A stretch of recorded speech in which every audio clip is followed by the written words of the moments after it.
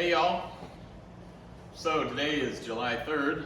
For you people out of this country, tomorrow is our country's birthday celebration.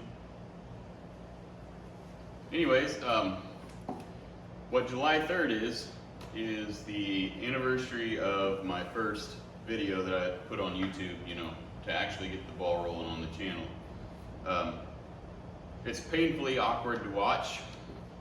I'm an introvert, so I'm not, talking to a lot of people is not my forte, so to speak. I'm kind of a loner, so even today it's still extremely awkward for me, but kind of weird you're talking to an empty room anyways, so.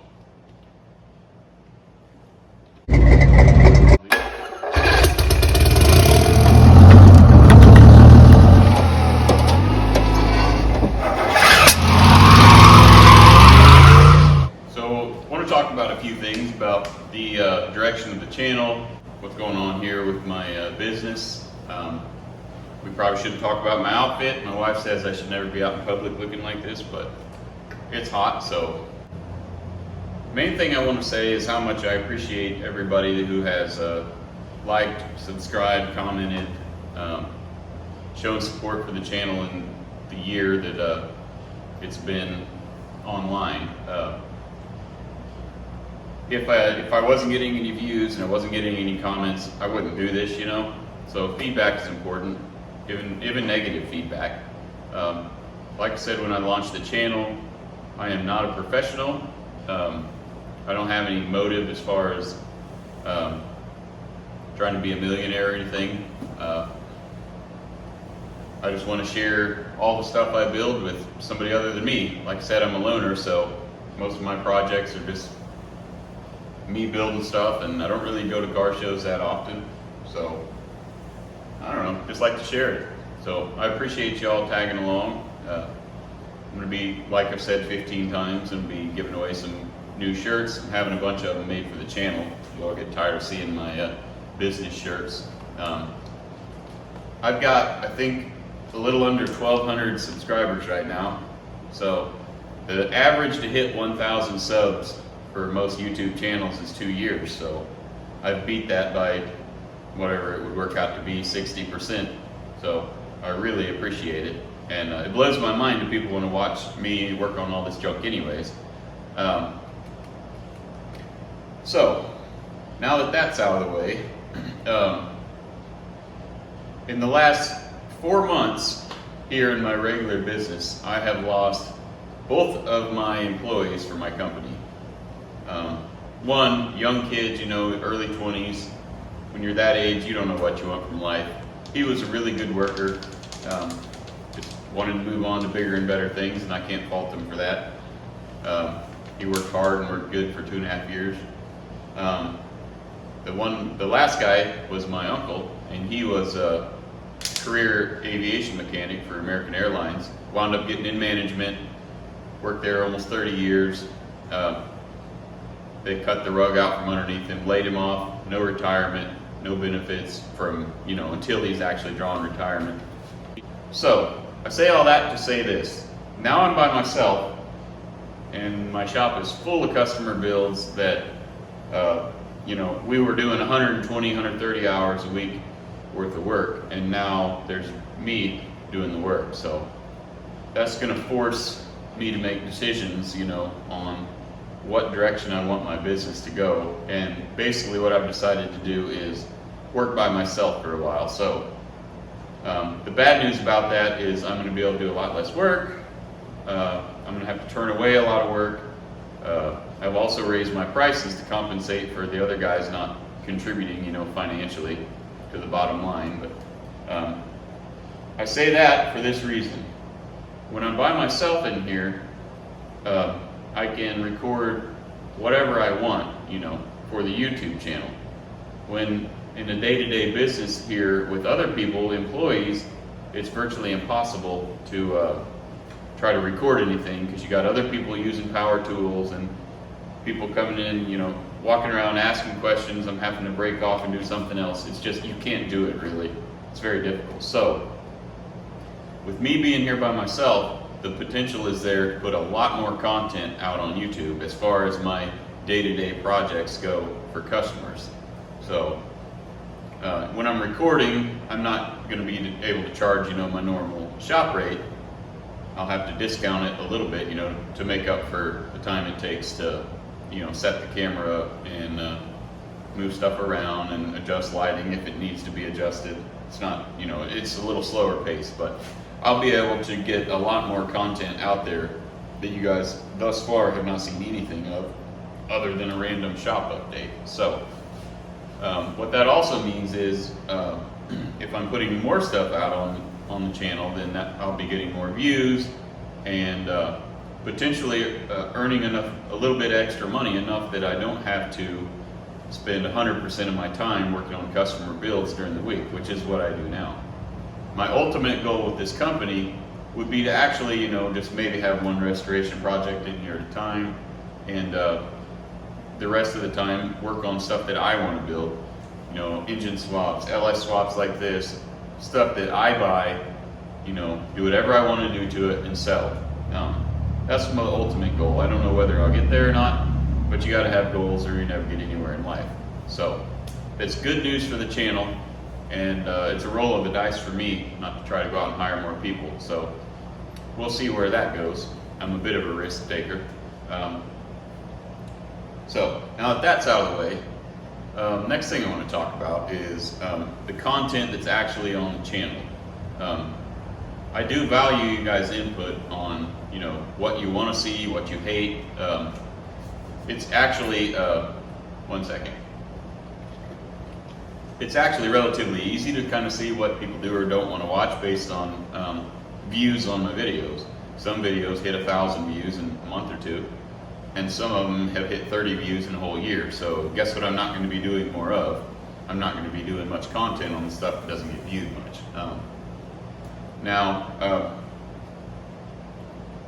One of my favorite shows in the world, I'm not going to name names. I love the guy. Probably a lot of you already know who I'm talking about, but really good guy. My favorite YouTube channel, and watch it religiously.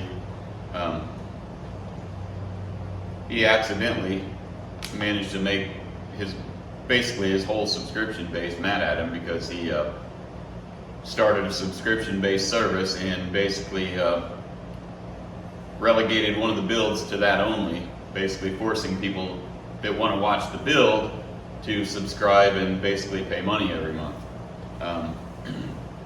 That's risky doing in this business YouTube stuff, and I'm no expert and I'm new to it all, but I feel terrible for the guy because he's worked his butt off. If you've not done this before and worked on setting the cameras up, it's a lot of work, all the editing, and he's got a lot of hate mail over it.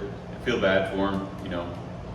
He probably immediately knew it was probably the wrong decision, but it's too late at that point. So I say that to say this. At some point in time, when this channel gets bigger, I probably will offer some sort of a subscription. But what I want everybody to know is that is not going to be any kind of a me trying to make a lot of money kind of thing. It's going to be, if I do it, I may not. But if I do, if there's a demand for it, it would only be like kind of behind the scenes stuff that I would normally edit out, maybe free giveaways like, who knows, a piston from an engine I'm rebuilding, autographed or whatever. Or sticker packs or t-shirts, something that would actually give a viewer that had subscribed a reason to feel justified in doing that, whatever, $5 a month or whatever.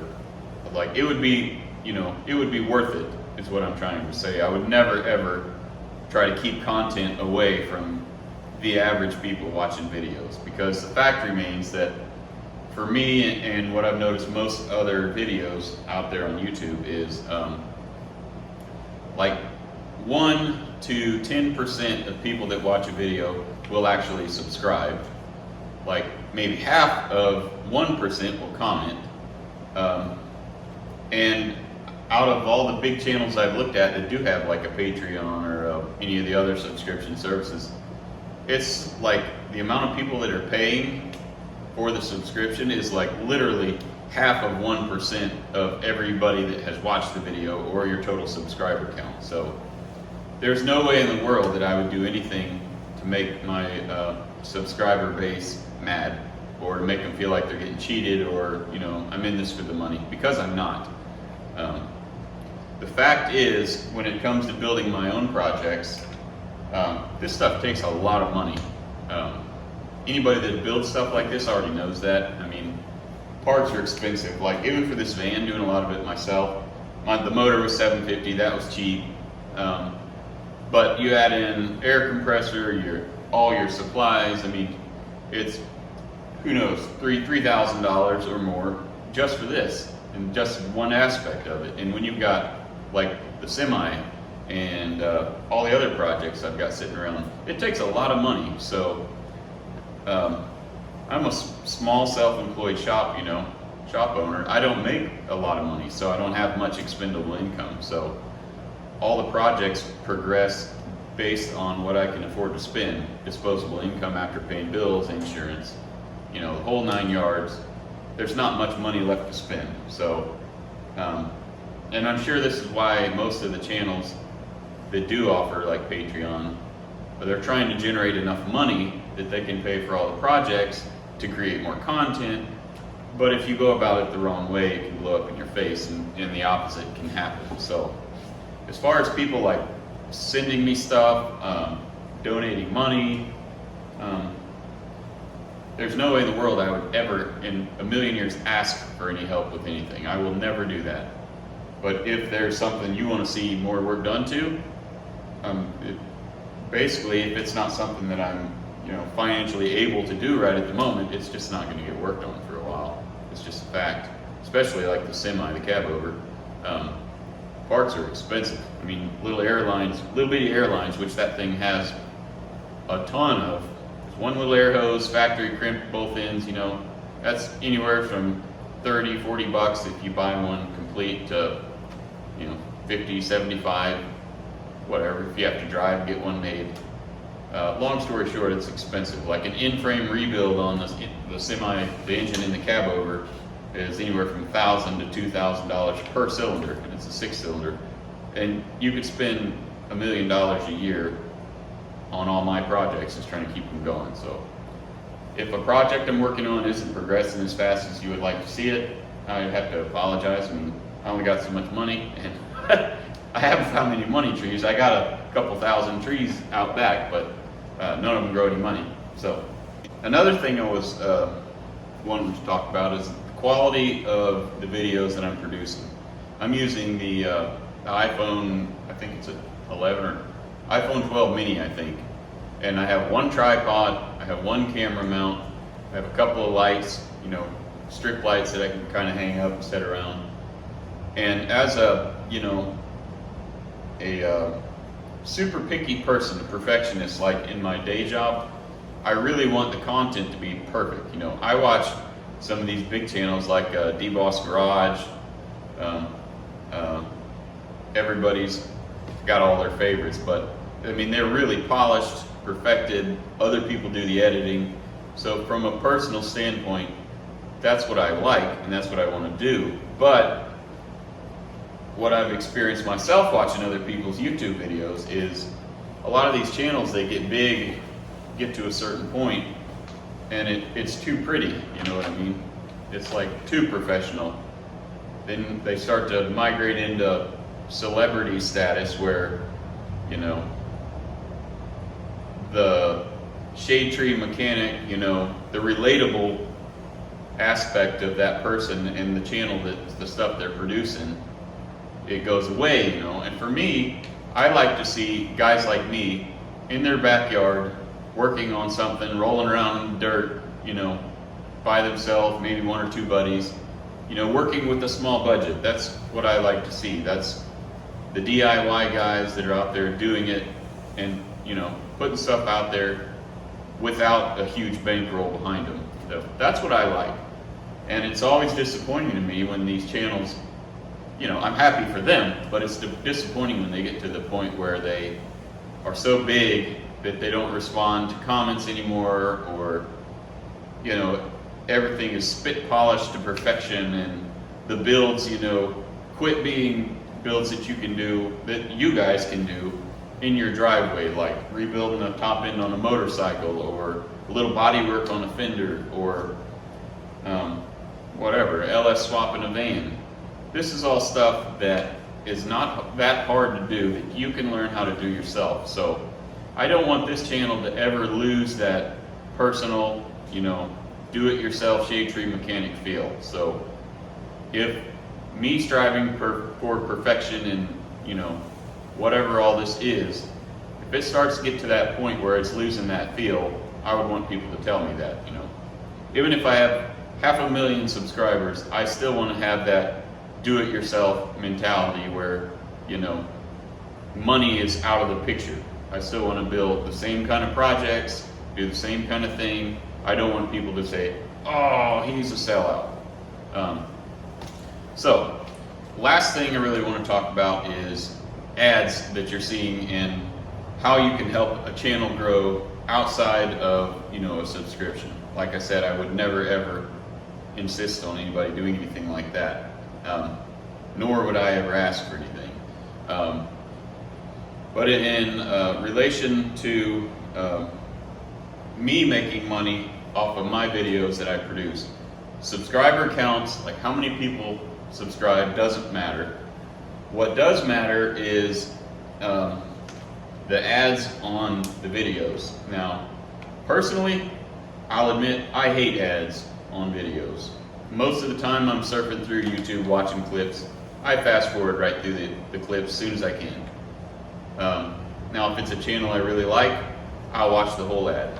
And I say that because for me to make money on a video, you need to just watch the whole 15-second clip of the video. And if you don't, if you flip through the ads, skip them, which I'm not going to get mad at anybody for because I do it too, then the video doesn't make any money for that watch, basically.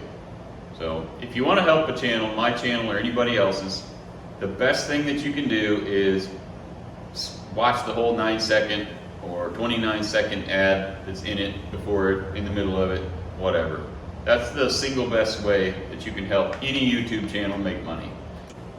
As I've initially said to begin with, if the YouTube channel could generate enough profit to help me buy health insurance, then that would just be phenomenal. Because I'm at the age right now, I'm almost 40, that I don't have any retirement or benefits or anything like that in my self-employed shop here. So I've got to look out for my future long term, and that is going to be, what I do career-wise is going to be dependent on being able to afford health insurance for when I get older and start needing surgeries, and my body's breaking down pretty quick already, but I've got to be able to make enough money to put back for retirement if I ever live to be that old.